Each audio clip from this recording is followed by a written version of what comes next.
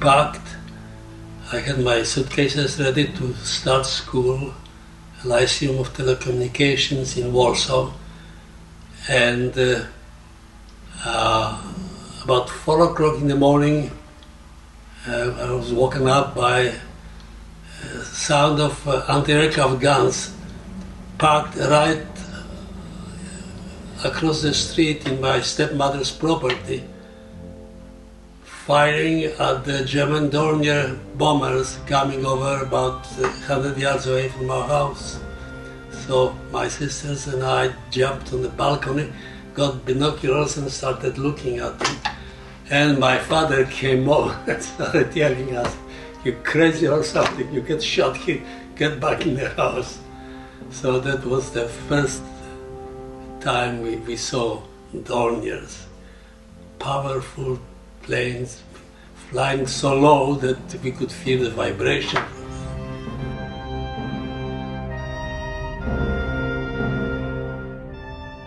Dad said, well, we probably have to vacate here if the Germans advance very fast, we don't have much time.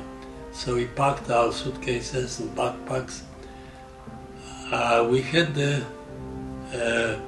at high school, we had the military preparatory courses which were given after classes. So I had my tunic, a khaki tunic with epaulets and kind of looking like a military uniform. Dad says, take that uniform off because they think you're a soldier and you're not even 18. So anyway, we got out of the house and started walking east because the Germans were about 2 miles west of us. And we kept walking, and the first night we just kept walking until we got tired. There was a haystack in the field, so we both dug a hole in the haystack, crawled in, and slept. And I don't know how long we slept. It was a village area. Right after the harvest, the wheat fields were cut, so we had to walk across the short stub of the wheat. Fortunately, we had shoes, but later on, when the shoes wore out, I had to walk through that with my bare feet. It made me kind of tough. My dad decided to get out and run for it east to keep away from the attacking Germans. They were very violent and they just shot people on sight, no questions asked. And that's what happened to my stepmother's brother. When he saw the Germans walking on his property, he went out and in fluent German, which he learned because he went to the agricultural school in Germany. He told them, I'm the owner of the property, and all in fluent German. And if there's anything I can do to help you, just ask for it. And there were two German soldiers, officer and the lower rank German. They went to the side, whispered to each other something, then they took him by the hand, put him against the wall and shot him. And they said, he's a spy. He speaks such fluent English as a German, and they probably, Poles kept spies, and that's what it is. They shot him right there against the wall of his house. So my stepmother was, of course, heartbroken. His other son married a German girl, and he was persona non grata in the family. But at that point in time, the wife, who was German and spoke fluent German, got out and interceded on his behalf, so they didn't shoot him. And he was allowed to cultivate the land, and they didn't do anything to him. And well, by that time, my dad and I took off already and kept going east as fast as we could to get away from the Germans. The girls stayed in our house, and they were not, evacuated at that time. Later on, when the Germans settled in town, and they collected all the Jews that they could get hands of, and took them to Auschwitz. And at that time, they started persecuting the Poles, chasing after the Poles who were in the underground army. My sister's husband managed to, he was captured, and both he and my sisters were captured by the Germans and took into improvised prison, and somebody's house that they put bars and put a guard to watch over them, and they were sitting them. They were not executed. And my sister looked out and saw that the guard was falling asleep. So he fell asleep. My sister and her friend grabbed his bicycle, and that friend of hers was sidebar, and my sister was pedalling, and they got away from them. Finally, they took them about 10 miles to get to the Polish underground army, and they were inducted in the underground army. This was happening to my sisters, two of them. My father and I started walking or jumping on freight trains, whatever kind of transportation we could get, heading east towards the Russian border. And the Germans were like 2 miles behind us. So it went for a couple of days. The Germans were getting closer and closer, but we were getting more and more tired. So finally we came to a haystack somewhere. And I said, Dad, I've had it. We didn't want to walk on the highway because the German planes were flying over the highways, lighting up the flares, and then bombing the bridges and highways. So we had to walk on the side of the highway. And that was tiring because it was a newly plowed September 1st. That was just when they start plowing for the winter crop. So walking across the newly plowed ground was kind of tiring. But anyway, we kept going like that, and eventually we could find a haystack. Got in there and slept. And I think we slept at least 24 hours. And by that time, the firing stopped. There were a few Russian planes showing up from the east. So I think at that time, the Germans and the Russians decided to establish the demarcation line between which parts, because at that time, Ribbentrop and Molotov met on September 1st, when the war broke out. Ribbentrop and Molotov met in Warsaw and agreed on dividing Poland into two sections, one for going to Germany, one to Russia. So, of because we didn't know about that. We kept going east as fast as we could, heading for Romania, because from Romania we could get on the Baltic Sea and then some canals that would get us to Mediterranean. But we were cut off, so we had to go west, which is the end of Carpathian Mountains, and traveling on foot through Carpathian Mountains shortly after the first snow fell in the mountains was tiring. The distance was about 200 kilometers from Warsaw to the eastern border, for which we were aiming, and it was it's about 120 miles or thereabouts. It took us about 2 weeks to travel there, because we traveled a little bit and then rested.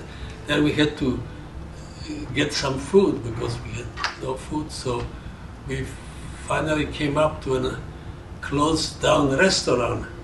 And we got on the door and we said, "Do you have any food? You can buy it." She said, "We don't want your money, it's not worth a penny." So, but they gave us the good food, and that was the last good meal that I had before we left Poland. It was pork chop, and there were 7 of us in the group at that time. And they opened up the restaurant for us, and she gave 1 pork chop to everybody. There was 1 left, and she got it on a stick. She said, "I'll give it to the young one." She gave it to me. So I had pork chop. That was my last good meal before the Russians captured me.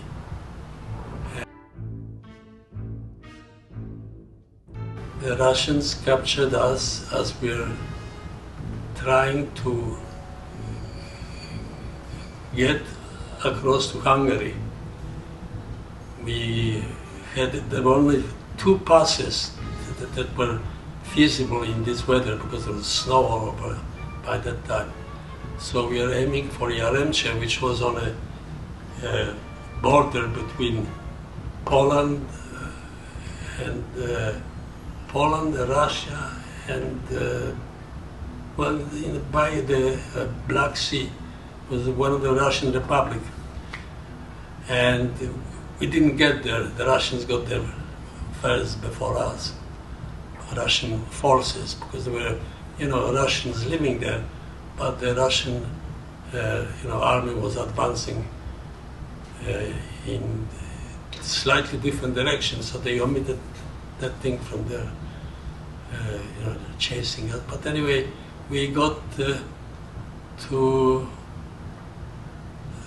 Czerniowcy, which was the town between Russia and Poland, and the Russians got there first. So my dad said, "Well, we've got to go more west," and we picked up another pass, Yaremcze, which was about 20 miles. But it didn't help us, because we started going there, and we were aiming for Hungary, and we could see Hungary about 10 miles away from us. It was a big empty area that was right after the harvest, so all the wheat was still in stacks, drying up, after the harvest, waiting to be removed. So we hid in those haystacks and the stacks of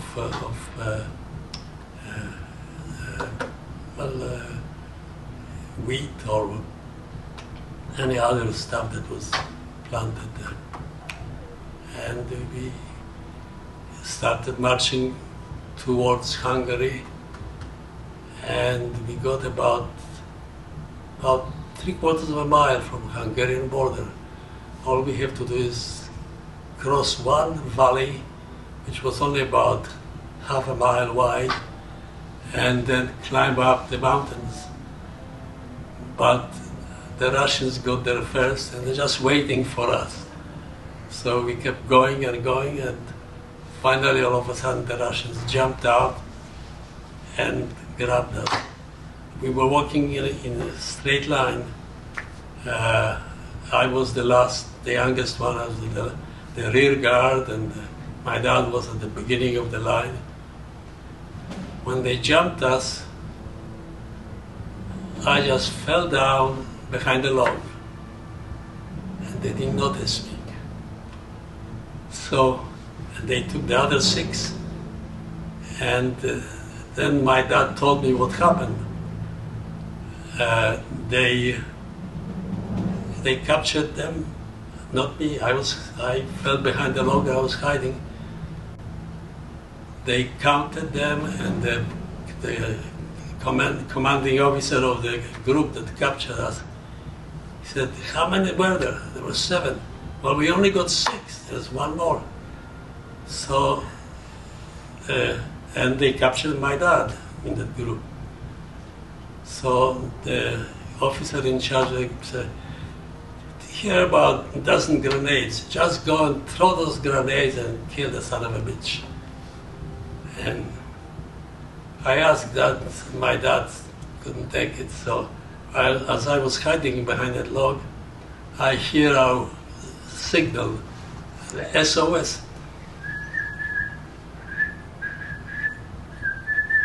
That's the SOS. And that was our, signal that we are coming or hiding somewhere. Anyway, so we heard that signal.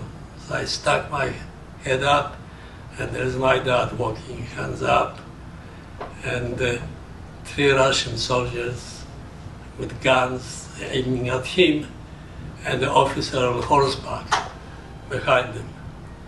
So when I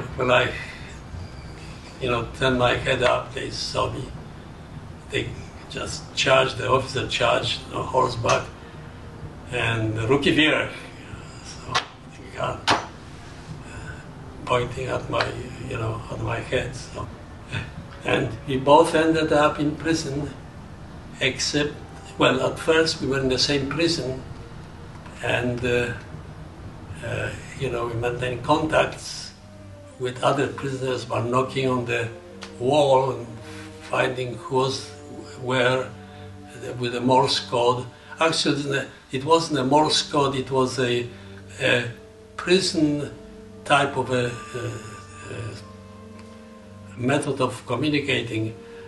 You made a little matrix, 1, 2, 3, 4, 5, 1, 2, 3, 4, 5, 25 letters. Number 1 was A, number 2 was B, number 3 was C. It was a very simple code. And that's how we communicated by knocking on the wall. Or another thing was when we went to a bathroom, we left messages under the toilet seat or somewhere in the bathroom to let whoever comes there, let them know who is in the next cell or cell number 3 or 4. Prison where we were taken was in West Ukraine, part of the Soviet Union, and we were in Chernihiv. That's where it was an old monastery converted to prison. So that's where I spent about a year just undergoing interrogation. Usually about 2 o'clock at night, the cell were open, and about half a dozen Russian soldiers dressed in black kaftan, to protect themselves, the uniform, from contact with the dirty prisoners. They would come in, strip us naked, threw all the clothes on one side of the cell, and the rest, we had to sit naked in the corner. And then they issued us shirts, the prison shirts, to keep warm. And I used to carry my harmonica with me. It was my favorite little instrument, little piccolo harmonica. And when we were in the army, of course, I used to play with my friends, and they would sing songs. We had a good time. When we got in the prison, they searched me, they took everything, but the harmonica, which was in the pocket, they left it, missed it. So when we got in the prison, I got the harmonica, started playing again and singing. And we have a bunch of gypsies, Hungarian gypsies, who were also captured by the Russians. And they loved singing. The gypsies have a beautiful voices, and the syncopation of their music is so pleasing. So they used to sing the gypsy songs. I used to play harmonica. And so after about 1 year in the prison in Ukraine, we were loaded up on cattle trains and sent to Siberia proper. We traveled in 40 people to a cattle truck, 10 on the top floor, 10 on the bottom floor on each side of the entrance. So there were 40 people there. With a parasha, which is a toilet, like a garbage can, which we had to empty every morning.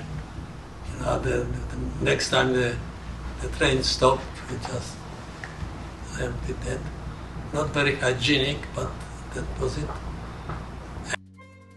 So we were loaded up on the trains. No, first of all, we were all called in a big clearing in the forest, and the commissar climbed on the jeep, a Russian jeep, which was a copy of American jeep. Russians copied everything like Chinese. Anyway, the guy got on top of the truck and said, by the order of the Maximilian Beria, chief of the Soviet police, you are hereby sentenced to various terms of imprisonment. And then they started calling names. Called up me, you are sentenced to 3 years in prison and hard labor work in Siberian forests. And then they called my dad, and you are sentenced to 8 years of imprisonment and hard labor in Siberia. Well, it turned out that my dad was an accountant by trade. So when they were assigning us to various locations, when they found an accountant, they sent him to the office. And my dad started reviewing book. I had to have one side has to agree with the other side, and expenses have to equal income and all that stuff. Well, my dad, being an honest accountant, went of it, and then he goes to the camp commander and said, sir, according to accepted military accounting practice, your left side on the ledger does not agree with the right side of the ledger. And I'm just calling this to your attention. And he said, "You son of a bitch, you do what I tell you, or you'll be working there on the line." He's a big account. So my mother,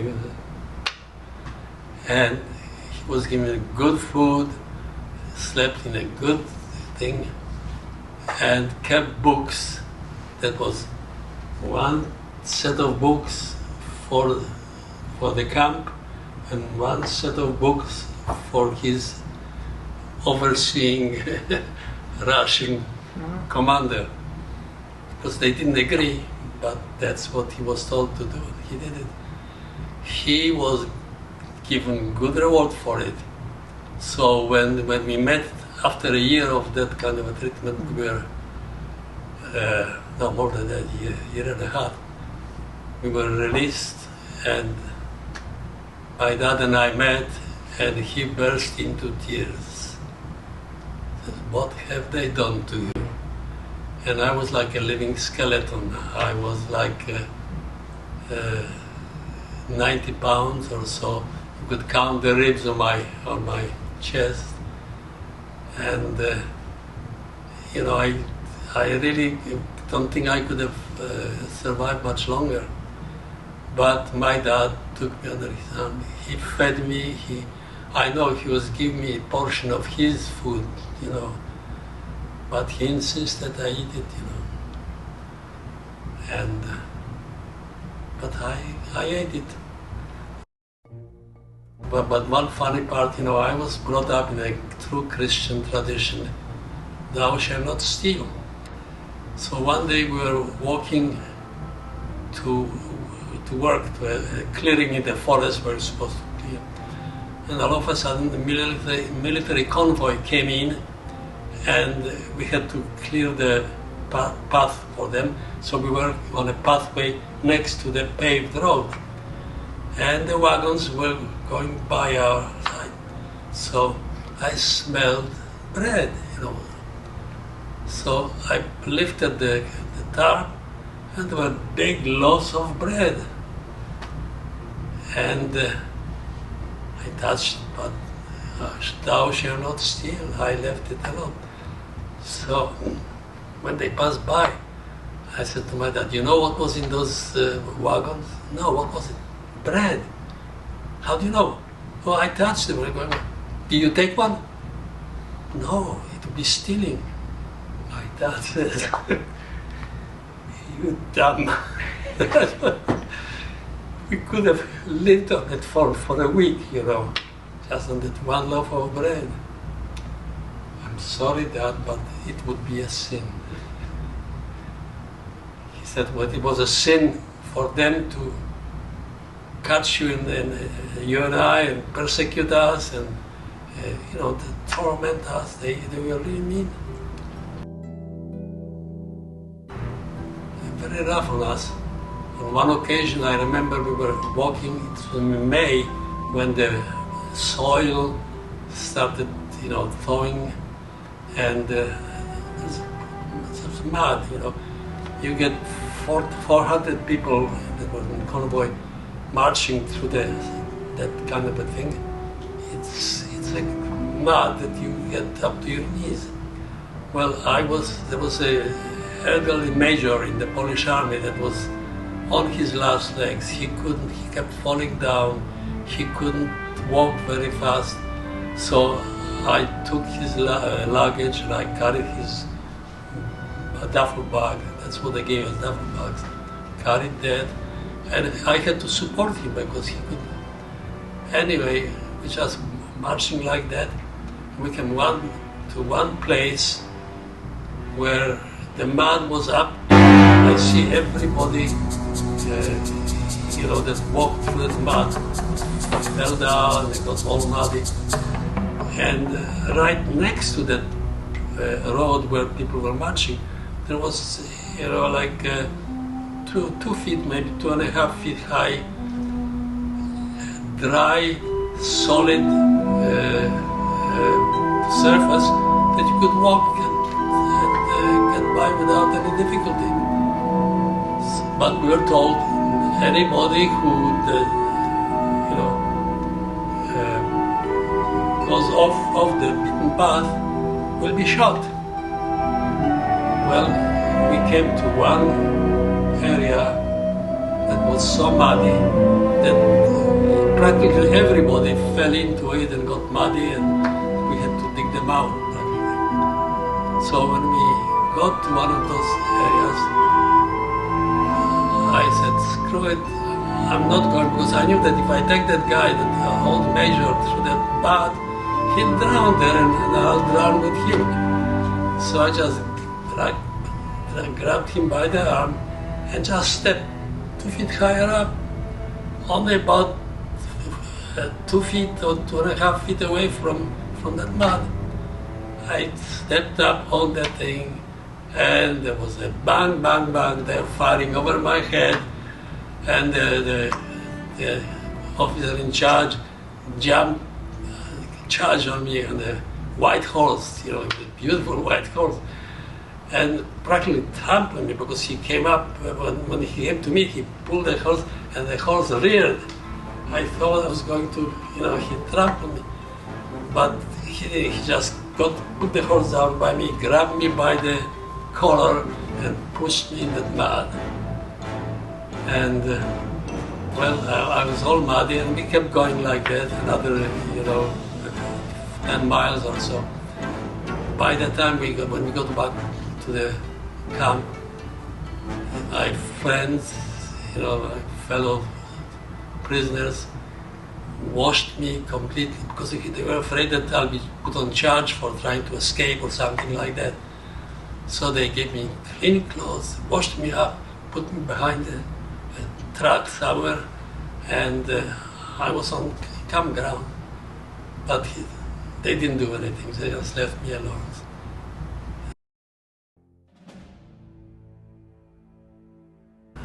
You know, they captured whole truckfuls of us, you know, when they attacked Polish army. The Polish army was withdrawing from the Germans, and Ribbentrop and Molotov signed a pact of agreement that they exterminate, and Stalin wanted to exterminate. Stalin hated Poles. He just hated them so madly that he would do anything to make our life miserable. They were sent to hard labor camps and they die of the food ration was cut down to minimum, like 800 calories a day. And hard labor, carrying lumber, you know, telephone poles. I used to be able to put the telephone pole on my shoulder. I had to get it over somehow.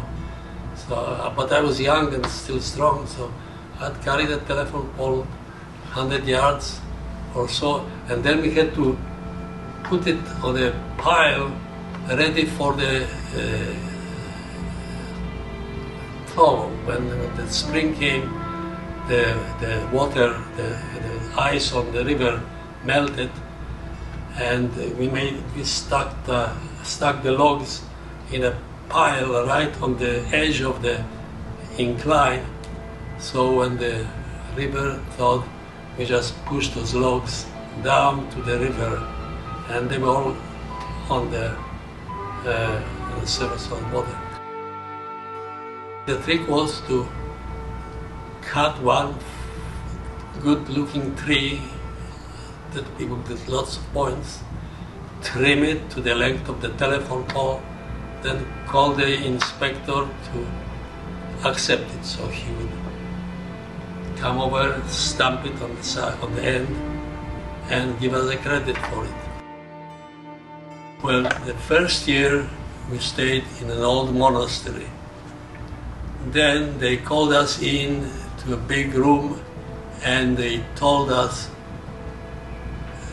by the order of the Laurenti Beria, chief of the Soviet police, you are hereby sentenced to the following terms of imprisonment. And then they started reading the names. And they came to my dad. Czesław, Franz, they used the names of the parents. So in my case it was Georgy Czesławowicz, because my dad, KUJAWSKI. One of the first questions the guard asked me, do you have butter in Poland? Of course we have a butter in Poland. We don't have it in Russia. Why? Father Stalin says that we have to build up our arms to fight the bourgeois decadent, what's the expression was, bourgeois decadent capitalist pigs.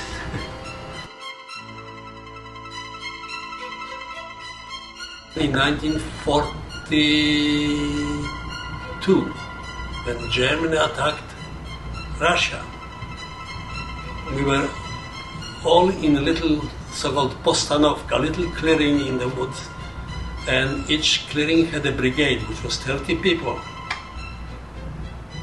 When they called all the postanovskas to gather together in one clearing, there were 4,000 of us there, except we didn't know of each other's existence, We were separated by in forest, we couldn't get away from the working, but there was a guard to each brigade. And the guards were, they had ammunition, and if you tried to escape, they shoot you.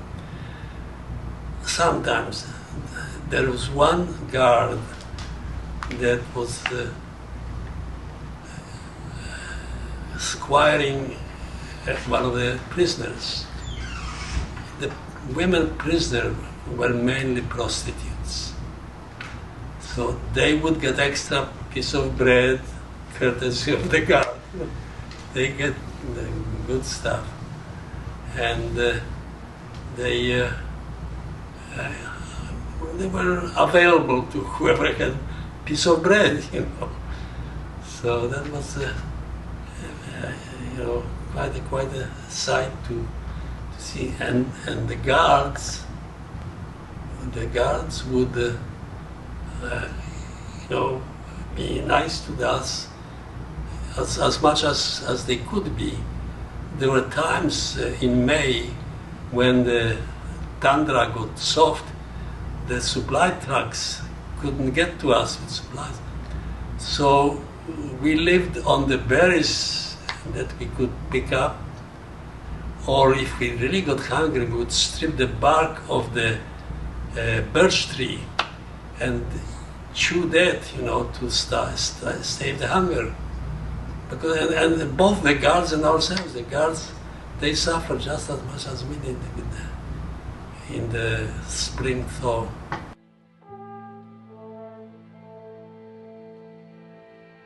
After the German invasion of Russia, they called us in from the various postanovska, those little clearing, and that's, we realized then that there were 4,000 of us there, not just, 30 or 40 people. Because our contacts were limited to our brigade, which was 30 people, and that's all we knew. When we all got together, there was a clearing, that would take 4,000 people. And the Soviet commander climbed on the jeep, the Russian jeep, climbed on top of it, saluted us. He said, "Our dear Polish friends." And it was hushed silence. "You are free. You are free, and you can join the Soviet army if you wish to do so, and we recommend that you do because we need people in the army." And our response was, "Well, no, we heard there's a Polish army being formed in Russia. We would like to get there. Well, we don't know where it is, but now you can settle anywhere in the Soviet Union except the first grade towns, which you're forbidden from going there. But second-class towns, second and third-class towns, where you will not be exposed to contacts with visiting dignitaries or some politicians or whatever. But meanwhile, the Polish army sent a train going all the way from south of Russia, stopping at each station with a train, the Polish eagle on the locomotive, playing the Polish national anthem and saying, "We are here recruiting you for the Polish army. Give us your papers, come on, jump on the train." I joined the Polish army in Russia, and then the Polish army was evacuated from Russia. We were taken to India, and from India we were taken to Mediterranean. And in Mediterranean we got on the ship that took us through Bosphorus into the Atlantic Ocean, aiming for England. But halfway there, we were torpedoed by, of all the things, all possibilities, Italian submarine. Italians were not very great fighters. And the Italian submarine torpedoed us. They surfaced, and there was a doctor on our ship. So they called out in Italian, and he responded in Italian. So they made a line, and they came over. He slid over on that line to the submarine, and they took off. He was back with Italians, the great fighters of the Addis Ababa. Anyway, the ship was Empress of Canada, which is second in size and with to the Queen line. There's a Queen class, Queen Mary, Queen Elizabeth, and there is Empress of Canada, Empress of this or that. And we were put on the Empress of Canada, and we kept going, and we got in the middle of the Atlantic heading for England.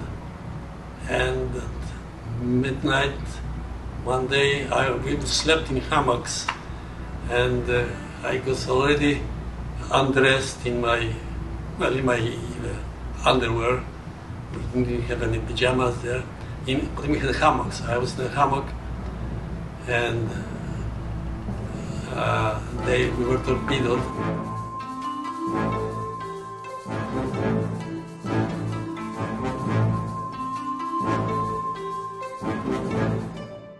I didn't hear the torpedo sound because I was asleep, but my body woke me up. Hey, George, we're torpedoed, get up. I said, oh, don't bother me then. We were torpedoed, get the hell up. So I got up, put my socks on, started putting my shoes on, and I realized I had my socks inside out. So I took my shoes off, then my socks there. Stupid things that people do in situations. Anyway, I put my socks up the right way, only to get onto the top of the boat, and the boat started sinking very fast. You know, it would turn over at 45 degrees, and then it was moving so fast that we just had to jump in the in the water, but we didn't have all the lifeboats to which we were assigned were up because the ship was like that. So the people on the boat on the other side, they had boats, but they wouldn't allow anybody from the top to the because we overload their boats. So there was fighting. You know, some people got when they at the end of each ship during the war, they had big rafts, about 20 by 20, and the people in the water there trying to get to a lifeboat or something, or the raft, they released those two rafts, 20 by 20, and they went right in the midst of those things. I had a buddy, a friend of ours, WW2, and he was a tall guy, and we were all told how to release the rafts. So Tadek was the first one to get to the thing. He climbed up on the thing and released the harness, and those two rafts went, and they were all down on the people below. And the last thing I saw of Tadek, it was 11 o'clock at night, they just closed the ship bar, so he was stoned already. I had a few drinks too, but not as much, so I still had enough sense to avoid it. But he released those things, and the last thing I saw of him was him spread eagle going down. I said, in nomine Patri and Filii. He was there. I got down there. I said, how did you get here? The last thing I thought, they were going, well, they fished me out, they put me in, they gave me clean clothes, you know. The raft, the lifeboats had supplies and medication, the first aid kits. So he had few scratches on his arms, but he wasn't seriously, wounded. Well, when the ship started listing so badly, we knew that it's going down. I had a raft that I knew where it was hidden. The captain and the officers had another raft, but there were 8 of them. I had that raft hidden, and I knew where it was, except I couldn't hunt it because the ship was like that. The raft was the size, a little bit smaller than this, but it was heavy. I had to lift it over my shoulder, and there was a railing, 4 feet high railing, and the floor of the ship was like that. So for me, I had to raise it quite high. I couldn't do it. So I gave up, and I said, I'll go and take my chance on another raft that I threw overboard, and I was going to go there. But by the time I got there, somebody else jumped on the raft and took off.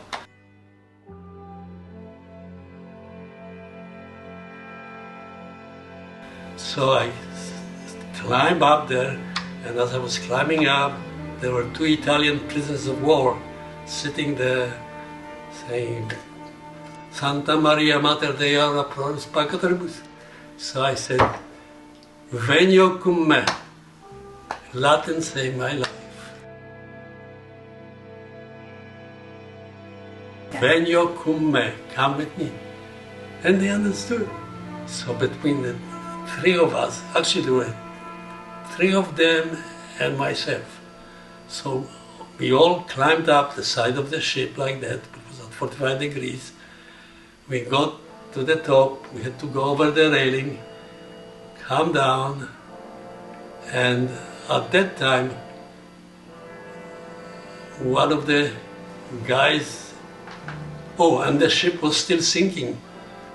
So between the 3 of us, we got that raft over our shoulder, threw it over the railing, and I didn't even wait to go back to the area where we were already, which would be closer to the raft. I just went over the railing, slid on my buttocks, hit the water, and started swimming towards the raft before somebody else got to it, So I doing fast crawl, and I got there first, and I climbed on it, except it was difficult to get on the raft like that. The raft goes, if you sit in the back, the raft goes up and hits you on the head. Meanwhile, one of the Italian prisoners of war latched on to me. Wherever I went, he was right behind me. We got to that raft. Finally, he was holding on to me. Well, he got one of those round life belts, you know, that you have in the ship. So he got one of those life belts and put it around his waist, but it was so big that when he got on the raft, I wanted to share the raft with him. So I said, come over and take the raft off, come behind me. Well, he climbed behind me, but he didn't take the raft off, so I ended up with water, and he had a life, he had a raft, and he had a safety, you know, belt. So we had little fisticuffs, and I persuaded him gently that you go down there and swim on your raft, and I'll be on the raft on the board here. And then I swallowed lots of oil because so I started throwing up. So every time I threw up on him. He got his share of vomit. But anyway, that was like midnight. So I kind of was semi-conscious. I didn't know what was happening. I just hung on to that raft and rested. And then the sun came up, and right on the equator, the sun comes up so fast. 1 minute it was dark, you know, quite dark. All of a sudden the sun came up and was bright everywhere. Then we saw that we are not alone. There were overturned boats all over the thing. So some of the sailors and some of our guys get to those boats and started picking up survivors. And one of the lifeboats was upside down, and we got it, and there was my body, my close body, unconscious, right across the bottom of the boat. So we got him, but we were afraid that if we tried to transfer him from that boat to our boat, if we drop him, the sharks will get him, because the sharks were following us. You know, I mean, I could catch the sharks if you reach the shark. There's a little pilot fish. The sharks have very poor vision. So about 3-4 feet in front of each shark, there's a little pilot fish that guides the damn shark. So in order to confuse the sharks, you throw something at the pilot fish. The pilot fish gets confused and gets away, and then you can hit the sharks. They're blind, you know. But they smell blood, and when they smell blood, they become violent, and they tear each other apart. The sharks tearing other sharks to bits and pieces. The way it happened, the captain didn't want the sharks to be close to the guy that we're trying to rescue, because he knew that if we drop him, he's a goner. So he gave order to kill or shoot at the sharks that was at the end of the boat. No, the front of the boat. And this action was taken right at the end of the boat, where we have access to rafts and all the stuff that goes with the big raft. So they opened they shot some sharks in front, and all the other sharks went there to attack each other. And it was a gruesome sight, the most gruesome sight I've ever seen, because blood was streaming from those sharks, and they were tearing each other apart. The rescue ship came over and took us off the raft, and we had to climb up, and there was a captain, and the captain saluted everybody and said, "Welcome aboard, sir." And until that time, we were always, "Hey, you, on the double, give me 10 push-ups," you know. I was just saying, it's that man, you know. And it was very unexpected, to be saluted and welcomed on board.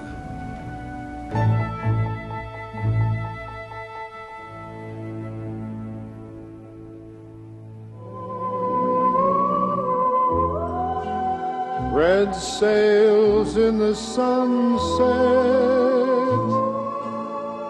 way out on the sea. Oh, carry my loved one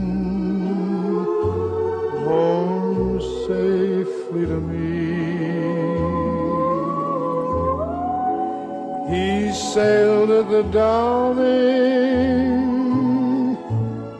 All day I've been blue. Red sails in the sunset, I'm trusting in you. Swift wings you must borrow, make straight for the shore. Tomorrow,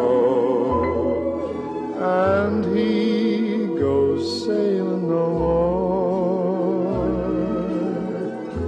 Red sails in the sunset, way out on the sea. Oh, carry my loved one